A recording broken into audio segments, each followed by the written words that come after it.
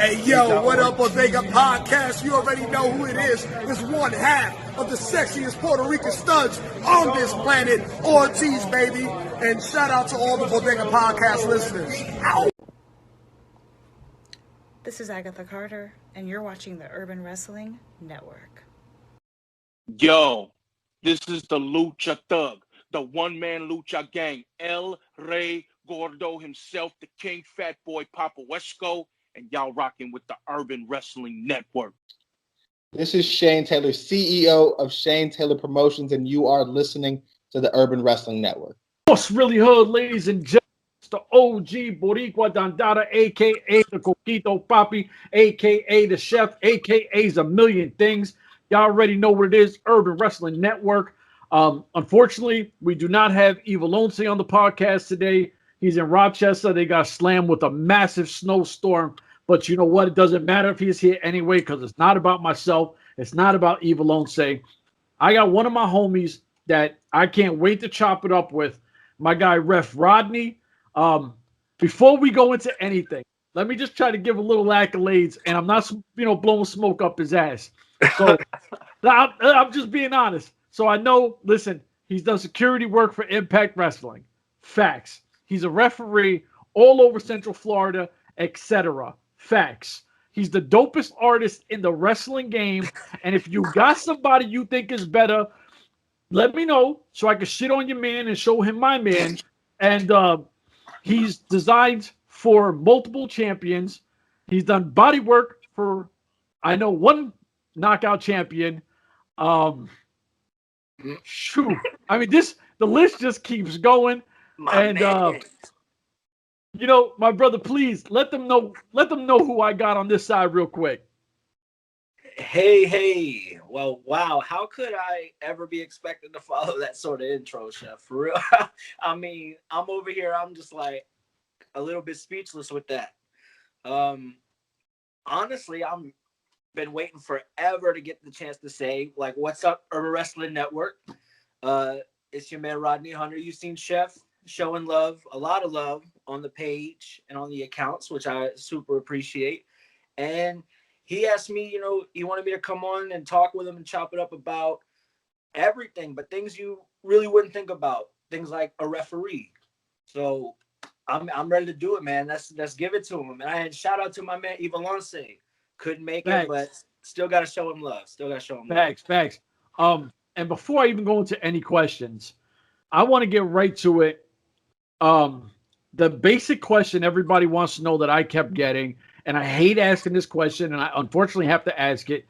What got Rodney into the industry? What made you want to be a wrestler / referee? What was the moment?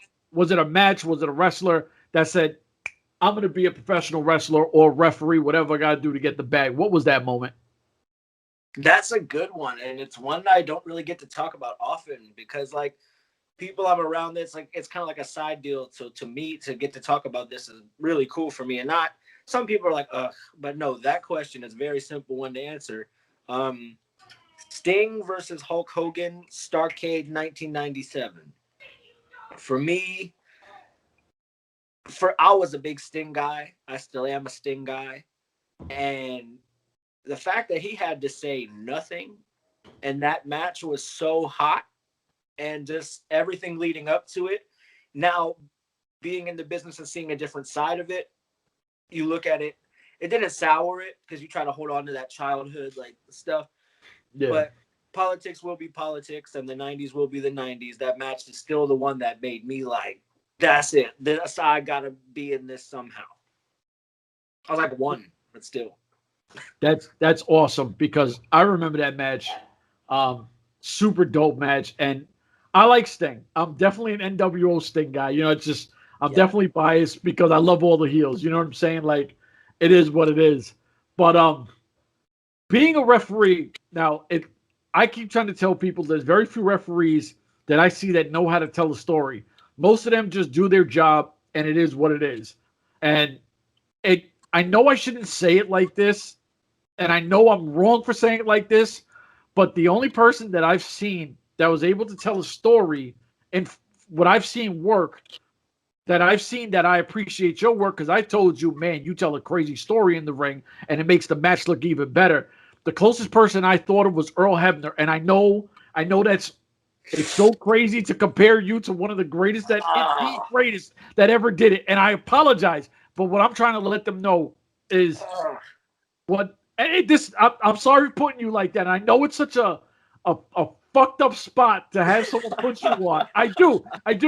But it's what I try to say because you just ref Jacob Fatu versus ACH, and I was watching it, and obviously those two guys tore the roof off. Not a surprise. Both of them are super talented.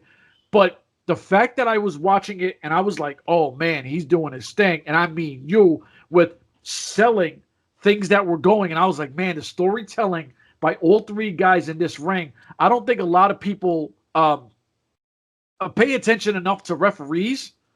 And my thing is, it's got to be super hard for you to be able to tell that story in ring. And I'm curious if you could kind of give a little blueprint of how you're seeing it.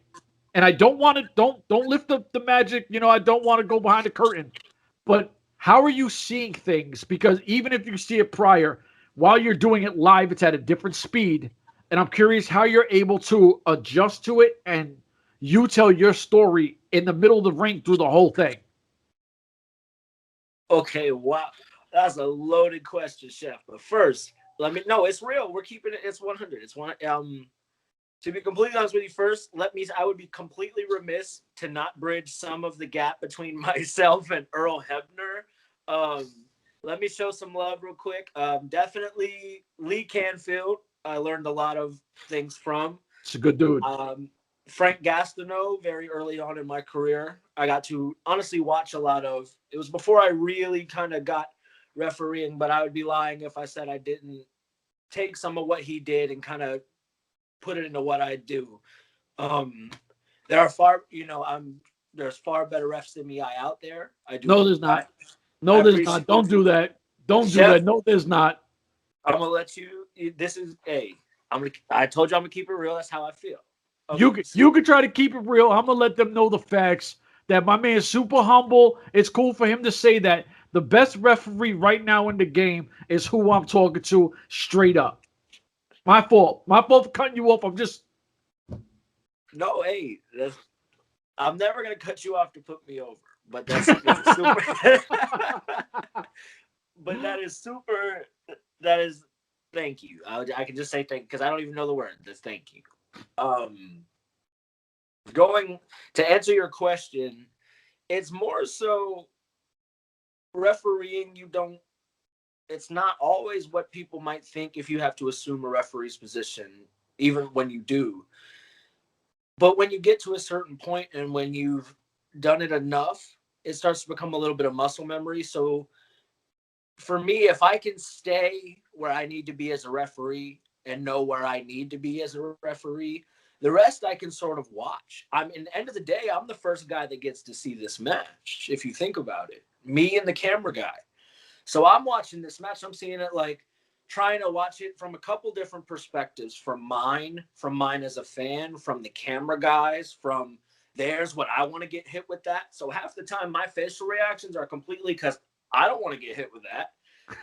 Oof, no way. I mean, especially when they start laying them in.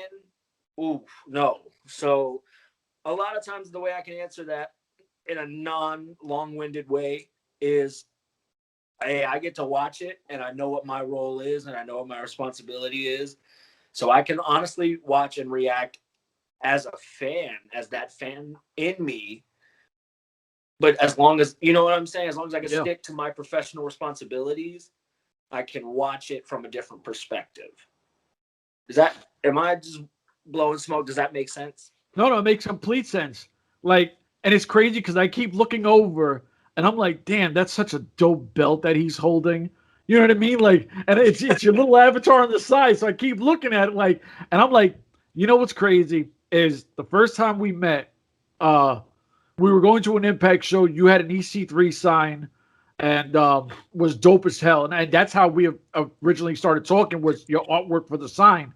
And to see you now, and I know we talk all the time, You said you're in this 6 years, right? Thinking on it now, which is crazy to say 6 years. Yes, I started in the later side of 2015. Well, 2015, and so you've done ring crew work, you've done referee stuff, you've been in ring, and now we're sitting here talking about how you were involved in an MLW main event, Jacob Fatu versus ACH, where you're holding up that belt. And I just remember the whole time we were talking, and I'm like, man, this match, we're going back and forth during the match talking about it. And I was like, yo, my boy put all this work in, and he's here. And it's so dope to see all your hard work paying off. You know what I mean? Man, I appreciate that. And it does definitely feel good. Like, I'm not going to come on here and lie into the fact of, like, was that not one of the most rewarding sort of feelings ever? Yes. Now, I'm going to point it out because it's just me and I keep it honest. My friggin' shirt came untucked, but we'll keep that on the low. But it was so, the action was so intense, you know what I'm saying? I got to stick with the speed of the motion. I can't take the time, always tug it, we got to go. So it is what it was, you know what I mean? And honestly, it was probably the biggest match of my life. And it didn't really sink in the moment, like leading up the match, until like smack after. The second we got back to the curtain, it kind of all at once hit me like a truck, because you got to think that's my last match, not only of the day. You guys think we go in there?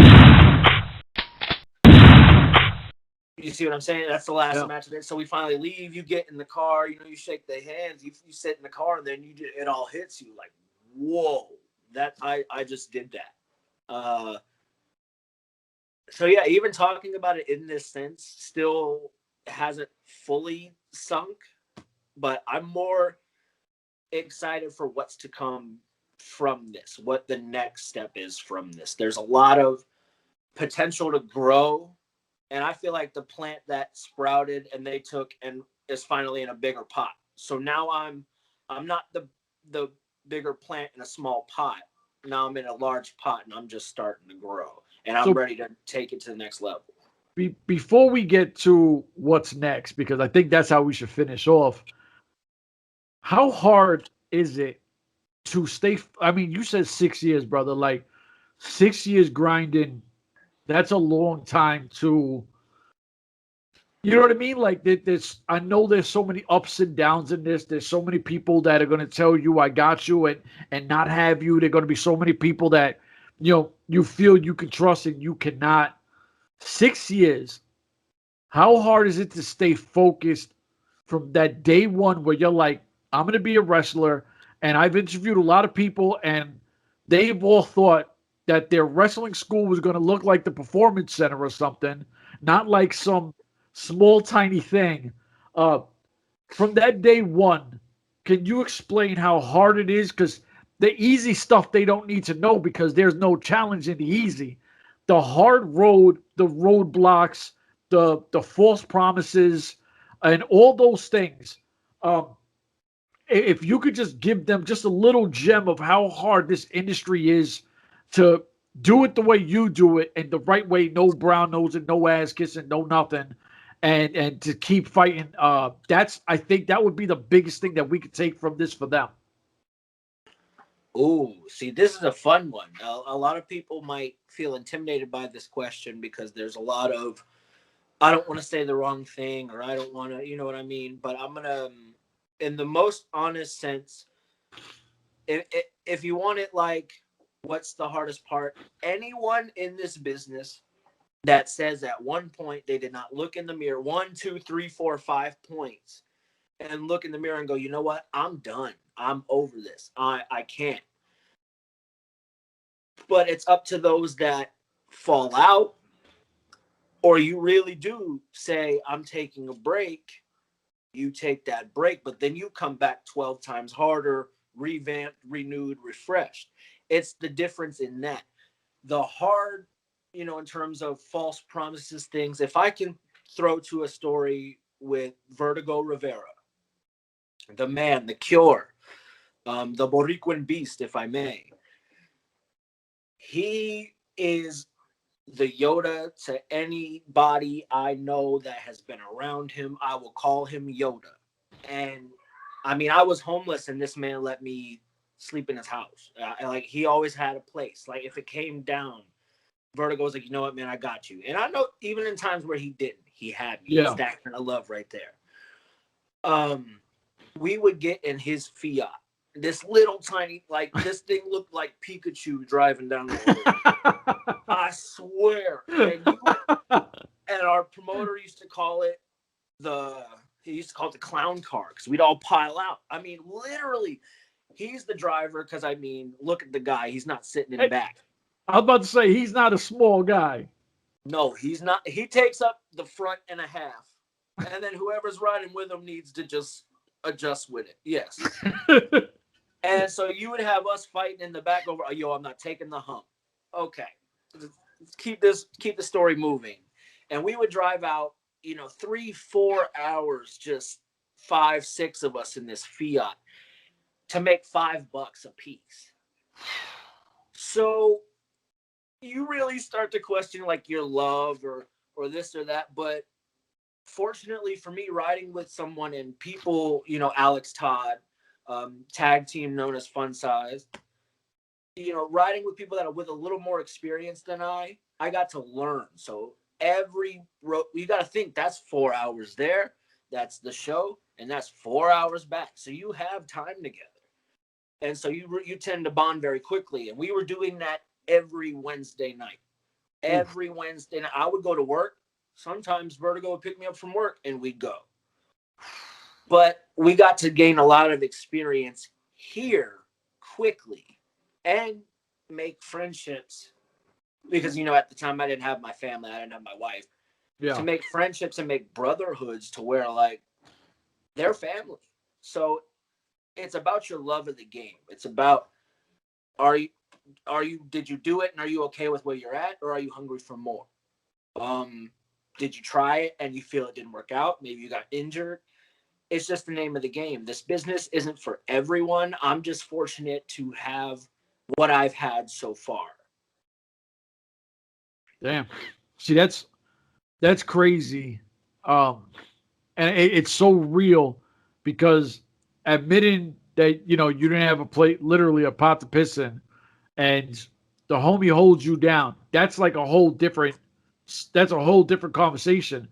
But I think that's the realization of, how bad do you want this? You know what I mean? Like, because if you're not prepared to make a sacrifice, I don't know if this shit's for you.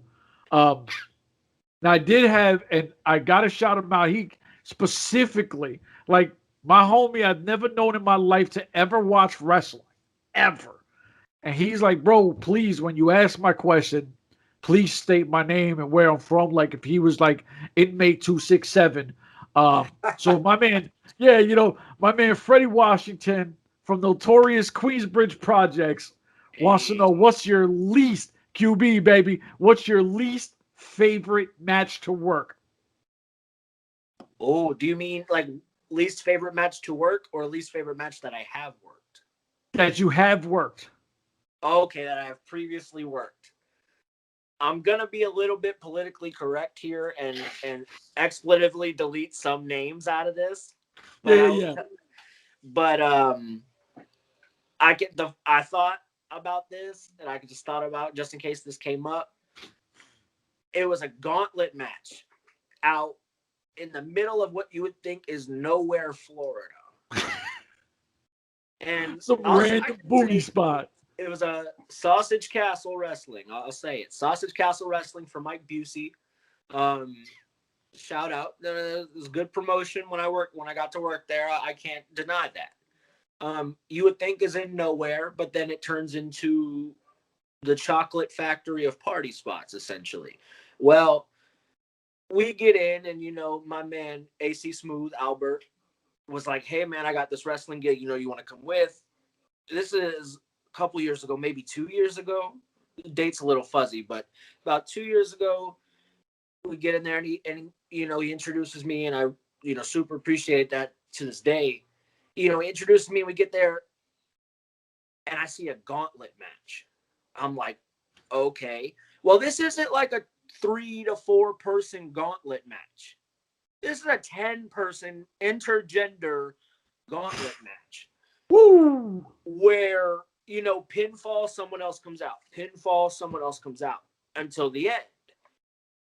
Well, we get out there and I'm jazzed up. I'm, their production is top notch. I'm feeling it. I'm like, this is going to be great. This is cool. They get in, they're doing their thing. Boom, goes down. First near fall. I slide and just blow my knee completely out, like my left knee. And I just go, they do the finger, like, we go to the end, 1, 2, 3. Girl rolls out, the music plays. I walked up to her and I go, any near falls and we're not going to be friends. My knee is fucked. And I had to do the whole match because I wasn't bowing out of it. I'm there at that point.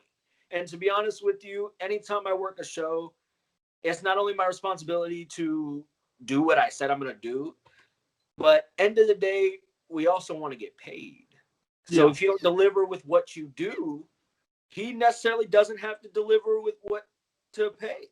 Yeah. So I'm here thinking, like, I'm here now. My adrenaline's going. Let's do this. But to this day, like, when it rains, my knee twitches. Like, I think about that match all the time, and I will cuss it to this day. And no disrespect to that promotion or nothing, because it was my fault. I'm just saying, like, to this day, I remember vividly being like, oh, that sucked. Don't do any near falls. Yo, how long did that match last? Oh, I know it's way too long. Trying to think back, it felt like 40 years, but I want to say like 12, 15 minutes. But it was, I think it was the first fall. It happened in the first count of the first fall. Oh. I was just like, oh, man. And I knew it was bad. It was one of those, like, slide, boom, something's wrong. And I don't want to turn around and look at the audience and go, oh, like, ow. So I just remember being like, 2, getting up, like, holding the ropes. I don't care. I was totally, if I can, and with all respect, because I love him to death, but I call it Bruce Owensing, grabbing the rope, holding on to the rope, being there. But he's in there. Yeah. Bruce Owens will outwork me to this day. I will put that on him, but I call it Brucing because he'll hold on to those ropes and he's there. Huh. He's in. So I had to Bruce for that whole match, but we made it through. And I remember having to act like I wasn't hurt just because I didn't want to look like a punk. Honestly, for some reason, if I'm hurt or something, I just don't want to look like a punk. So I'm like, oh, I'm good, I'm great, man. And then I get in the car, and I'm like, man. I don't think people understand how hard it is. Like, yeah, granted, you're not wrestling, you're not taking well, sometimes I know you guys get beat up in the ring. Let's not act like. I was going to say, I got some stories on that. Yeah, I was just about to ask you. I want to know when you got beat up as a ref. That was my personal question. Oh, there's a lot of times I can think of. You got beat up more than once? Like. Oh, what do you mean, like, beat up or bumped? Because not like the oops and the ref goes down. Like, I'm talking like somebody don't like and boom. Okay, cool. These are fun stories too. There was a time at the same promotion that we drove, all those hours for us, Vertigo and I, we were working for I believe it was a triple threat or a singles match, but one guy left. And so it was Jude McKenzie and Vertigo. And I'm there, and this was early on in my career. I was really learning some things. I would say maybe 2017. Okay. They're doing a match, and there comes a time where I'm supposed to have my back turned, and I don't play, and it wasn't there, and there was no reason for it to be.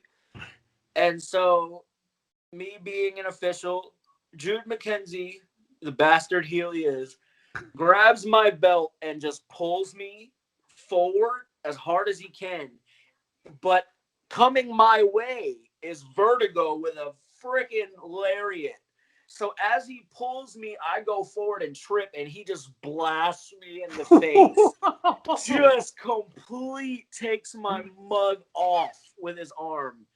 And I've never heard that man in the ring sound sympathetic, but he hit me, and I went down, and I went down, and I was seeing stars, dude. I was completely out. And then I'm holding my face because I turn over. I'm holding my face, like looking down, because I was out when he hit me. The bump woke me up. So it was boom. I go down, boom, and I turn over to my face. And I'm holding like everything of my face. And I hear, oh my, I hear him just like, oh shit. And he's like, falling, you good? And I was just like, finish the fuck. Like, I'm holding myself like, finish the shit. Gotta finish, bro. I'm like, do what you need to do. And the rest was history. But we get to the back. He's like, are you okay? And I remember holding the blood. And I'm like, I'm good, bro. I'm straight. Thanks. We're great. How did the crowd react to that? From what I remember, I mean, when he hit me, I don't really remember the pop. But I remember, oh. And then when I'm down, and they're like, yeah, like this, like reception. But like, really, when you get hit like that, that all becomes Charlie Brown. That becomes fuzzy. Yeah. You're just like, yo, because at that point, you still have a responsibility. You still need to be the authority, but you just got your stuff ripped off. If you don't mind, another good time was my man Jesse Neal, who I'm very thankful for in my career to learn from. Well, if a lot of people don't know, Jesse Neal's a big dude. Used to be in TNA wrestling. That's a big guy. That's the man. I will call him the man. I don't care. He'll be like, "Oh, shut up," or like, "Oh, you love me," or whatever. He'll rib me for it. Love him to death. Well, him and the Monster Abyss are doing a hardcore match for the Atomic Championship. I mean, this was huge. I mean, Sinister Minister was out there. It was like Sinister Minister with Abyss versus the Dog of War. It was what? So we get going, and there's barbed wire on the turnbuckles, wrapped around the turnbuckles. I mean, I'll shout them out. Atomic Revolutionary Wrestling, at the time, a different 3 letters, but they're doing great things, and I'm not going to come on here and say that they have not helped my career and helped me really find my feet as an official. Like, to find my feet of like, maybe I am a good referee and I can hit it. It was for them, and they're working, whatever. All of a sudden, it comes a spot. He's lining up for the spear. I see this huge wall move out of the way. And without hesitation, here comes Jesse. He was trying to take him out. He was trying to end him with this spear. I mean, he was coming for his life. He was trying to hit Abyss, bro. Abyss takes 2 steps out of the way. And what's in the way? Me. No. He hits me. I go into the turnbuckle of the barbed wire.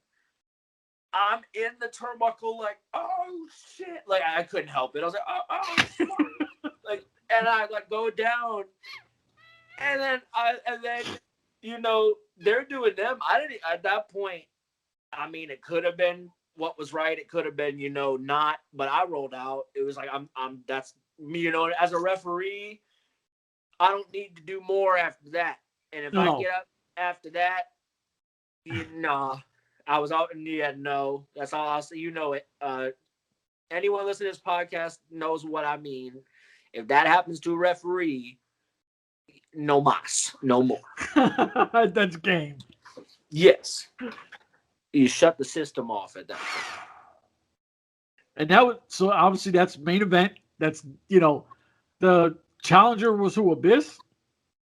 Yes. I mean, and it could have been like a 3-way, or it could have been something along those lines, but I remember it being Abyss and Jesse Neal. Like, I remember things by the incident.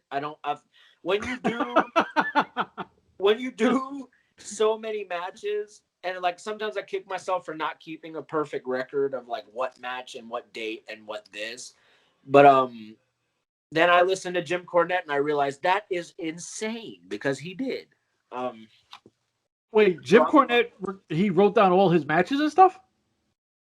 That's what his whole, I mean, his fan base is pretty intense, so I really don't want to be too wrong. Yeah. But to my knowledge, that's what his vault, quote unquote, at Ah. Castle Cornette is a bunch of records, is a bunch of magazines from like decades, dude. Like I think like he's a massive record keeper. I think he just said it like you never want to lie about an obsessive record keeper. And he just pulled out shit. Like he goes to shoot interviews with all his original notes and he's like, "Oh yeah, this happened then and this what the fuck." Wow. Yeah, man. Like that's why I really he says things I don't agree with by any means. Like he says some things where I'm like, "Oh shit." Yeah, he's a wild one. But he's not wrong when it comes to some of the wrestling logic. I mean, the logic he puts into it, you can't deny. I actually had the pleasure of working him. You know, as you mentioned, you mentioned the security. I did one spot for Impact Wrestling.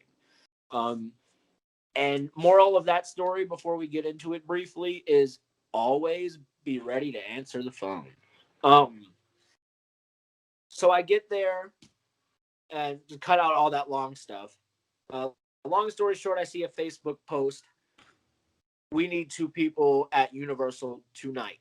Didn't say what for, didn't say, but I noticed who it was. It was my man CT Brown. I'll say it. Respect to him. That man. Big Love him. CT. Big CT, exact CT. Yeah, you know CT. That's the big homie. Like you don't know? Why am I acting like you don't know CT? I saw his Facebook post and I was like, I'm there like swimwear, dude. Let's go. And a funny story, I was living with my friend Andy, the Baron Corbin lady, as they called her in the Full Sail NXT realm. And her father, Tim, love him. And I looked at her and I was like, what do I need to do to get you to take me to Universal? Because at the time I wasn't driving. I had a license, but I wasn't driving. I was like, what do I need to do to get you to take me to NXT? Oh, not NXT. She's the NXT lady. That's post. That's edit that in post. So I said, what do I have to do to get you to take me to Universal? And she's like, oh, what for? And I was like, I think you know what for. You're in the loop. I think you know, and you know that I'm training and, you know, I'm trying to make moves. So if I come to you hyperventilating that I need to get to Universal, it probably means we need to go to Universal. Word. So we go, and I realize I don't have any black shoes. You know, you need to have show blacks. You know what I mean? Yep. The shirt, the shoes, the production blacks. So I end up buying a pair of like $7 Dollar General Crocs that laced in the back. And I was like, you know what? We're going in. You know what I mean? Worst case, they tell me I can never come back, but at least I can say I did it. Yeah, word. I was going to go out. If I was doing it, I was doing it once, and I was going to do it. And I was already running late. So in the choice, it's like you either squeeze yourself into 2 sizes too small sneaker or you make the Crocs work. So I made the Crocs work, and we get there and we're shaking hands and we're like, hey, we need you to keep guard. You know, they're telling me what I need to do as security. Comes down to a fight between LAX and Johnny Mundo, or Johnny Impact at the time. I always want to call him Johnny. He has so many last names. You know what I'm talking about. He's Morrison again. We can call him Morrison again. We can call him that again. Okay, great. So yes, it was John Morrison. A fight breaks out between them, and it's like we get the notice. It's like, you guys need to hit the ring now. Go, go, go. Well, we get in there, and at the time, Cornette was the commissioner, or was like the authority figure. So he's in the ring. So we hit the ring, and when I tell you everything he says on his podcast about how he is in the ring or how he would be in a scenario is real, and I'll cuss on this podcast, is fucking real. That man, I get hit. If you go back and watch it, I get hit. It's on YouTube. I get hit in the back of the head and I go down. You do. And yeah, and he's yelling, and all I hear is, "Get the fuck up! You want to earn your money? Get up! You better fucking keep blah, blah, blah." And I was just like, "Holy shit, okay!" And I get up, and so we go to the back, and we're done, and things kind of calm down with them. They got that under control, and I walk up to him and I say, "Hey, I'm sorry out there. I was just doing what I was taught." And he looks at me and goes, "Oh, fuck, brother. Don't worry about that. I was just working with you, making sure you're okay." He's like, "Your security. I got to fuck with you. Appreciate it. Good shit." And went on his fucking day. Wow. That was the only, and I can genuinely say that he had me. Because for real, at the time, I'll fully admit to you, a lot of people would be mad that I got to do that one instance decently early on. Okay, but I was there, and so at the time I wasn't fully, what lines are we blurring, what's actually what's this, because when you're new, you're just like, ooh, pretty lights, ooh, Yeah, I know yeah. where I'm at,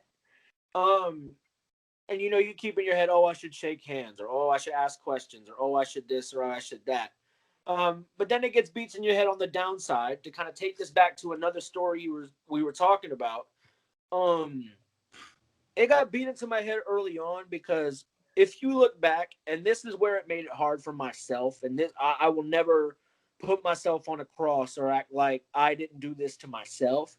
I went to every single NXT Full Sail that I could when I enrolled. I moved here fresh out of high school, 2014. Fresh. And so I started going to Full Sail, and then I went, wait a minute. NXT is at Full Sail. And I'm a huge wrestling fan still to this day. I love all types, all styles, everything. Well, at the time, I wasn't in the business. I wasn't on the other side. So I was on the glitz and glamour, fandom side. So I'm like, oh, yeah, they're here. Wait, Full Sail students can get tickets. At the time, we could get tickets. They were available, but you had to be in line. Like, if you missed out, there's a certain number that were available to students. And if you missed out, tough shit, come back. Yeah. Well, first show was NXT R Evolution, when Sammy faced Neville for the belt. And I'm like, oh, man, I got to get these out. Dude, at the time, thinking back on it, I laugh at myself because it's kind of the things I laugh at now. So it's like, wow, man. And so I remember getting sunburnt going out there at like 9 a.m. to be like, let's go. I'm not missing this show. And so it was things like that got me a reputation fast of like, okay, he's a super fan. You know what I mean? He's a fan. We can't. Yeah, he's real. Right, he a fan, and with the reputation in Florida that, unbeknownst to me at the time, fans are nuts. So I looking back in retrospective, I see where they're coming from, because at the time when I was like starting to break in and starting to do things design wise and start to do things, I had that stigma on me of like, no way, dude. You got to think, I'm sitting outside the gates of Shangri-La with a direct connection of Full Sail and the WWE's interest within Full Sail, to where I'm like, I got this. I can be a good artist. I know the product. I can this, and this. Well, later on, it led to, wow, this might be a shot. You know what I mean? I might have this. And nothing. And I was told to my face I was too much of a fan, that they couldn't work with me. They couldn't do nothing with me. And so that is one of those things that's like, wow, that's really motivation shattering. But you could let it break you, or you could let it be like, oh, fuck you. That's go. Okay. All right, great. Thank you for that, because now I'm going to work my ass off to get to another point. But that's, like you said, it's not for everybody. Some people get told that, and then they go away. They're like, no way, that's it. That's end game. I can't do nothing. And they lose hope. If there's no hope, there's no reason for it. So to be told you're too much of a fan, it'll break you. So that's why a lot of times you don't want to go up and talk to people because you're trying to break that. And so there's a lot of times I'll admit I missed out on gaining some knowledge because I didn't want to be looked at as, oh, look at the fucking mark. Look at this kid. Look at this. You know what I mean? He's Because a fanboy. it's come out now. I don't know if you've noticed in the recent years of like the last, I would say 3 years of like, oh, we're wide open about it. You know, everything's inclusive and the veterans are there, gain the knowledge, take the knowledge. It wasn't always that way. It wasn't always politically correct to have your door open and your learning tree to sit under. I mean, I'm not saying this directly at anyone. I'm not saying it toward anyone. I'm just saying it wasn't always the most socially accepted thing to do. I mean, when I was breaking, it was like, oh, whatever. You know what I mean? Whatever, Mark, whatever this, whatever that. And you had to take your opportunities to learn where you could. You had to be grateful to get the nugget. If a veteran, when you're breaking in, tells you, you know, go get me a chair, you better be like, okay, I'm going to go get you a fucking chair. You need to know your role, but you need to be grateful that you did that. And it gains you that relationship further. It's a long way around. You just try not to, if you get placed a stigma of he's a fanboy, he's a super fan, me being the overthinker I am, that stuck with me and it sticks with me to this day. I've just gotten to where I can separate it. It's traumatizing, for lack of a better word, because you're like, oh crap, this is what I moved here to do. I don't want to let my family down. I don't want to let everybody that knows I'm into this down. And honestly, I didn't want to not be able to say fuck you to all the people that made fun of me when I was telling them I loved the business and wanted to be in it. So it goes back to, like we said before, you can take it and shut down, or you can take it and use it. And I've been able to use it to finally be like, I don't feel like too much of a fan now. I feel like I'm starting to do this. And now I love my craft as opposed to, you know, the OMG wrestling fan, you know? Yeah, I think the hard part is so many of these people, they don't want to go grab a chair for somebody. They don't want to, you know what I mean? Like they want everything handed to them. They want all the knowledge just given to them right off the jump. They think they're in ring ready. And it's like, yo, there's so much shit you got to learn and you got to hone in on that you're not even ready for basics. Like you got to get your head right before you even try to get basics. And I don't know, man. Like I think this generation of just kids are just so lazy and ungrateful, and I don't know. I know me and you talk about it. Well, so you know what? We'll keep that on a whole different topic because we could go on about how lazy a lot of people are. Hey, I mean, I can address it, but I would like to address it in a different way. I don't feel like the generation is necessarily lazy.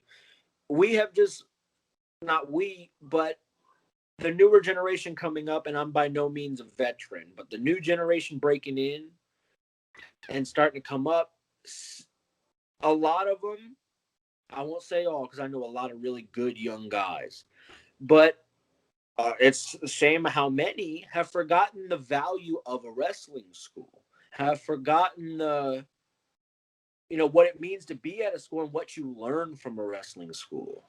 And not one that's, I'm going to get you ready in 90 days. No, it's one that's going to take the time to invest in you, like WXW. My career would suck if I didn't get to learn what I did from Alpha, the Wild Samoan, Pops. And that goes back to Vertigo as well. He got me there. A lot of things can root back to him in my wrestling life. But without him, I'd be screwed.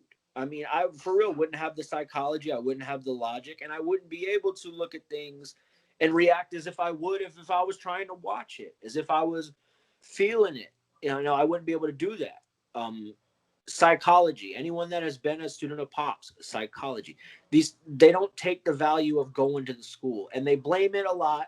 And I'm there. I mean, I'm by no means a rich man or anything, but they blame it on like, oh, the cost, the tuition, the this or that.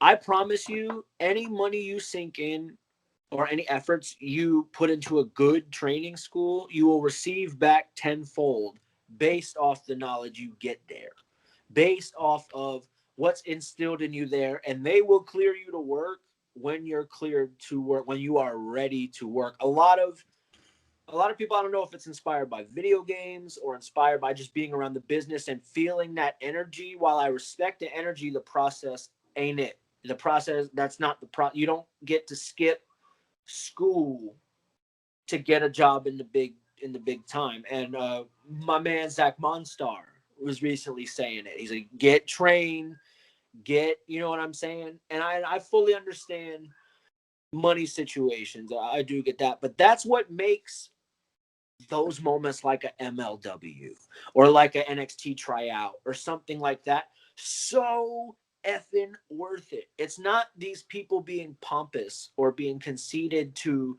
brag, like, look what I got to do, look where I'm at, look at this. This is a receipt for I trained, I busted, I put it in, and I'm here. I got here on the right way. So it's easy for some people to go, oh, that's conceited, but it's no, they went to a school. They did it the right way. They put the work in. Cody says it for all my AEW people out there. Cody Rhodes says it, do the work. Do the work. It's not a lie. The spoilers to the test are out there, people. For any aspiring workers, anything, the answers to the test are out there. Is do the work. Go to a school. Get trained. It's not laziness, Chef. It's eagerness. They're ready to put the work in, but they want to put the work in when they feel like, okay, I'm in the main event now. I got to do this. No, you need to be the main event, whether you're the pre-show, dark match, the match before everybody get there, before everybody get to work out in the ring. I don't care. And that's how you have to approach it. So everyone said, oh, like you say, oh, you sell it, you sell it. I feel like sometimes I oversell it, but it's because I look at everything like it's WrestleMania 6. It's what it is. You just have to be there. And that's where they get lost. They get in and they're like, oh man, I put in this really good here, or I set up this ring and I'm not getting my push, or I'm not doing this, or it's not doing that. And it's like, end of the day, it's business. You have to market yourself. If you're not willing to market yourself, and also, you know what makes you marketable? A fucking wrestling school. They don't get it, man. They don't get it. Like, it's crazy. So one of the most interesting things that I thought you've done recently, no peace on the ground. I knew about it prior to you working there. And for anyone who does not know what New Peace Underground, if you live under a rock, please remove yourself from underneath the rock if you somehow hear this. And YouTube No Peace Underground. If you ever watch Fight Club, this is like wrestling's version of Fight Club, but like 6 million times crazier. No Peace Underground is nuts. I know you worked it.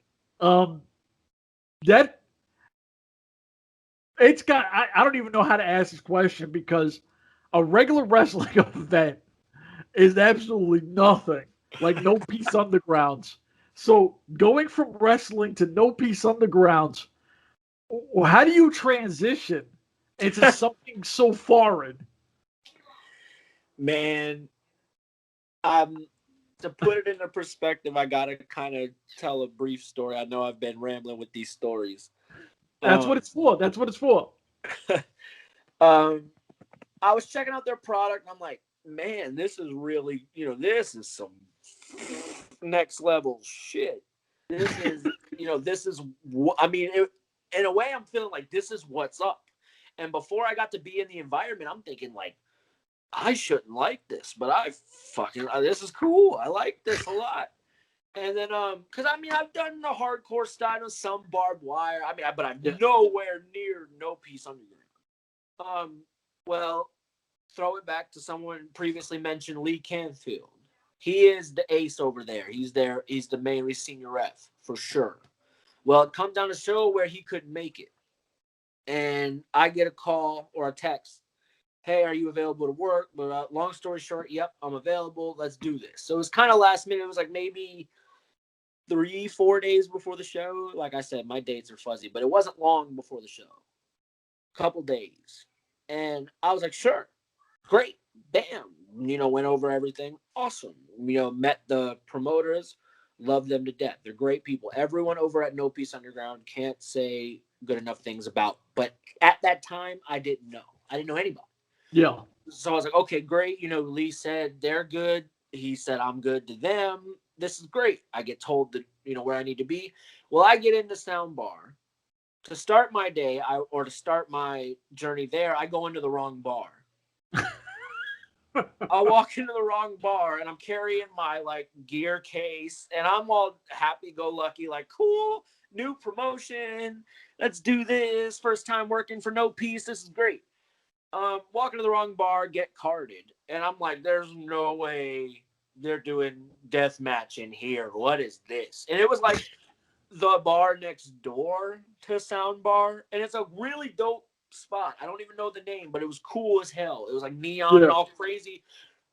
But there's no way you're putting half a ring in there. I mean, come on. So I'm like, this is Soundbar, right? He goes, no. He takes me out the door, and he's right there, next door. Literally, I didn't even have to throw a rock. I could have put my foot out and hit the Soundbar door. I happen to just go into the side door next to the Soundbar. Well, I go into Soundbar, and I'm like, great. This is obviously where I need to be. I see light tubes. I'm like, okay, this is obviously where I need to be. I walk in, and I don't know anybody. I know there's nobody, because Lee wasn't even there. I mean, I'm going off what I know. You know what I mean? I get in there, and I see that Gorlando Death Squad is building light tube contraptions and panes of glass and wooden frames with barbed wire all through it. And it's not Hollywood. This is raw. This is down. Like they say, no ring, no rules, no peace. It's straight up. Although they did have a ring last show. That was great too. I got sidetracked there. Oh, you were saying that they were building all the light tube things and everything. Yeah. Oh, thank you. I get in there, and I'm just like, I have a moment, and I haven't told anybody this, not even anybody but my wife. Exclusive. I'll put it here. I had about a panic attack for about 3 minutes, because I'm going around and I'm looking, and I'm like, oh shit. And I knew it was what I was getting into. It wasn't like I didn't know. I wasn't thrown into a unknown situation. It was just the reality of it. To get there and see, first thing I see is mousetrap doors and panes of glass and barbed wire, and noticing that there really isn't any ring. And this is a wood stage and a wood fucking floor, And I get in there, and I just, I put my ref stuff on. I put my black sleeves on. I put this and my gloves. And I'm like, let's go. Let's do this. And you said it. End of the story, you said it in your question. The transition from a regular, schmegular wrestling event to a No Peace Underground fight event is two different worlds completely. Two night and day, heaven. I won't even say hell, but if you have to contrast it, hell. But I almost wish regular wrestling had the camaraderie and the brotherhood and the genuine acceptance as the No Peace Underground locker room did from a working perspective. As a referee coming in, not knowing anybody, not being I'm knowing the product and knowing some of the names, but not being familiar with them on a professional level. Everyone very accepting. So the management team and everybody, but they did warn me. They were like, this is what you're getting into. This is, we don't gimmick, we don't bullshit. This is what it is. And all right, bet, let's go. You know what I mean? They were telling me, bring sleeves, bring gloves, prepare for glass, prepare for everything. But they were so excited. They treated me like, you know what I mean, with such respect. It blew me away as a referee, because in wrestling it's kind of lost, and I won't even call it regular wrestling, because deathmatch is a form is an art form of wrestling. An art is subjective. Yeah. You can like it or you cannot. You can get with it or you can't. Yeah, and it was just crazy. I wish regular wrestling was run the way this was, you know what I mean? Like the everyday run of the mill wrestling. This is like on a different beast in both the way it's conducted professionally and the way it's conducted in the violence and what they do. It's a completely different beast. Now, we'll touch on this in a little bit, but I'm going to preface it now. There was one person I knew at the show that I worked with before in Atomic, and that is Bill Alfonso. Okay. And, you know, we can say whatever you want to say for the end, but I have a couple things to say about Mr. Bill Alfonso. But we can save that. We could drop that on them in a little bit, and they can infer what they want to infer from that. But so yes, let's just keep moving on. First off, let me say salute to everybody, top to bottom of No Peace Underground, because if they were respectful and showed you that kind of love from Jump Street, you know, that's obviously a good staff from top to bottom. Salute to everybody involved in No Peace Underground. I love what you do. No Peace Underground makes me feel like I'm back home. Yeah, I love it. I seen it and I'm like, man, this is what's up. Whew. You know what? I wish you didn't say it like that, because I am so thirsty to know what's the deal with Bill Alfonso. It's like I had something in my head, and I was like, I don't even want to know what, like, Bill Alfonso, what happened? Because listen, that's a name that anyone who knows this should know who Bill Alfonso is. What's the deal with Bill Alfonso? Well, there really isn't a deal. It just working with him before and coming in, he has a way of making you feel like, oh yeah, you know, hey, you know his voice, his signature voice, you know, hey daddy, it's good to see you, blah blah blah blah blah. But then we got down to working, and he wants to come out. Well, at this show, this was the first show. Matthew Justice, he wants to come out with his boys, Matthew Justice. And at the time, John Wayne Murdoch, bam, he was working John Wayne Murdoch, and me coming into that on my first time, I call things very down the middle. Well, if you go back and watch, that was the first ever referee stoppage at No Peace Underground. And it was yours? It was me. Oh. We are out there, but the whole match, he comes out with Justice and he's fired up, but he's throwing cigarettes at me, throwing doors at me, I mean, in my direction, all this. And I have nothing but genuine respect for Bill Alfonso. That is a legend. That is a legend. But it comes down to where they get hit with not one, but two Canadian destroyers off of the stage, bro. And as a man, you're not in, you have to relate to the human at that point. The humanity comes out at a point. And I made the 10 count. They could not answer my 10 count. So I waved it. As soon as they didn't answer the 10, I waved it. Well, ever since then, I just recently did their last show with The Ring, but the show before that, Lee was back in full effect. Well, Bill Alfonso made a comment. If you bring that crooked referee, I'll kick his ass too. Oh. And at that point, I'm not a confrontational man. You know what I mean? I don't get confrontational. But at a point, like I said, as a man, what can I really take? So if somehow, some way, Bill Alfonso hears this, because he hasn't responded to any of my messages or hasn't responded to any of my phone calls about trying to hash this out as professionals. So if the Urban Wrestling Network podcast reaches Bill Alfonso, let's talk about this. like men, and let's talk about this. I don't know what the deal is. I don't understand what the beef is, but you feel away and you've made some comments. So hit me up.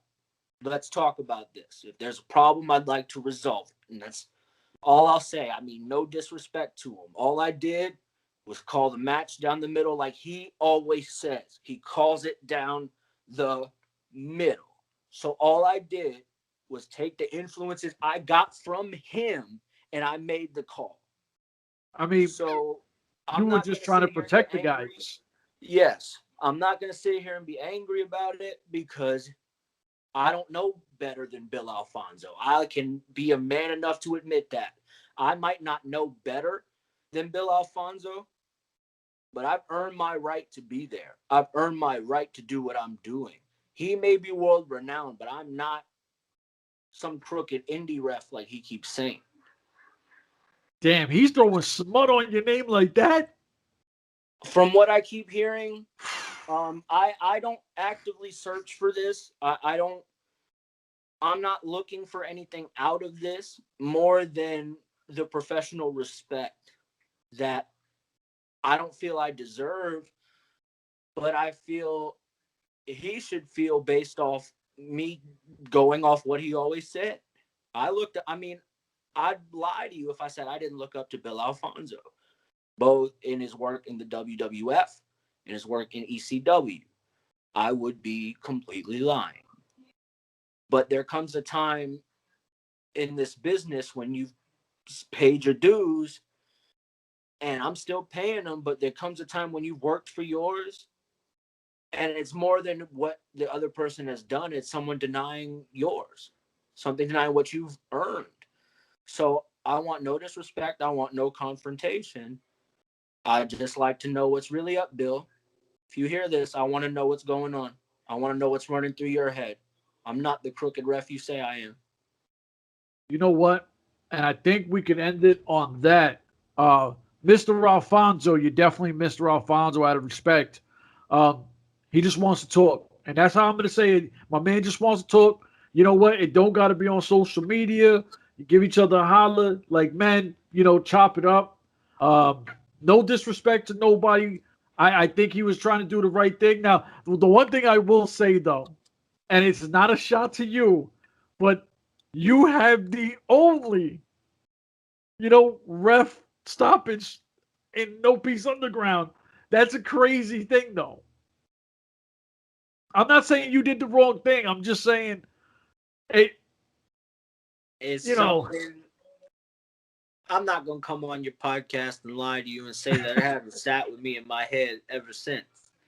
Because to hear an entire venue of people going, fuck this ref. They were killing you. They were killing you. It has a tendency to sit in someone's head. But all that kind of went away the second I saw someone I thought I could go to and be, hey, here's what's going on. I thought I was doing what's right.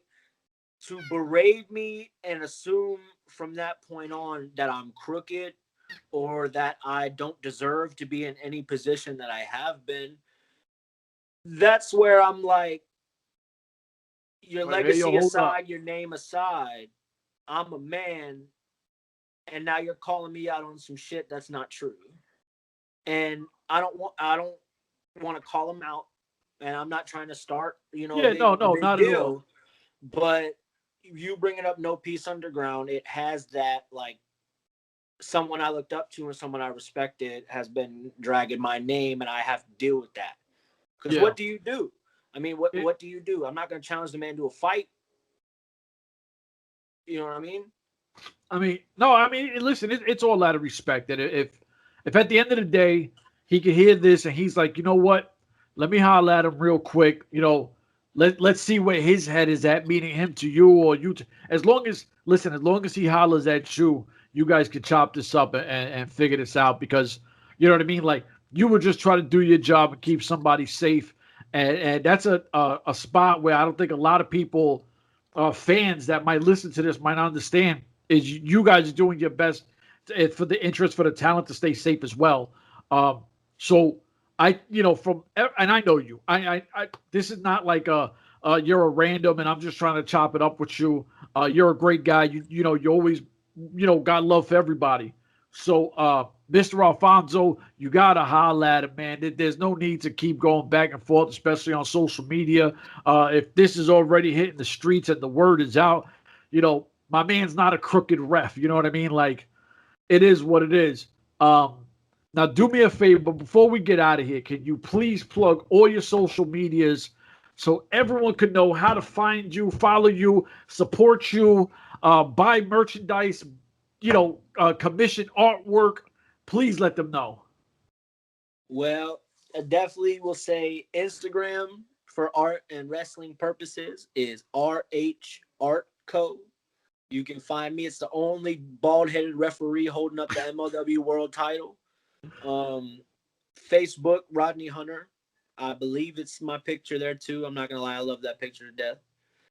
As like I say, you gotta accept what you work for and the things you got. So I definitely had to make that my profile picture. And now that's how more people are gonna know me. So really, those are my main two. Twitter has been decayed, dead, buried. It's still there, but it's just a shell of old fandom stuff. Probably should get rid of because somebody will pull up something I said about like TNA in 2009 and it'll be a big deal. You know what? But honestly, this, like I said, man, this is one of the best guys I know, one of the hardest working dudes I know. His artwork is second to none. So, ladies and gentlemen, you got all of his stuff. I will keep plugging this for if you're a fan of MLW, No Peace on the Ground, Atomic Wrestling, damn near everywhere else in Florida that my man has been a part of. If you see him, support the guy. Buy his shirt, buy artwork. Family Man does his thing. Greatest guy ever. For everybody from my Urban Wrestling Network Mafia, y'all already know what it is. www.urbanwrestlingnetwork.com, and we out of here.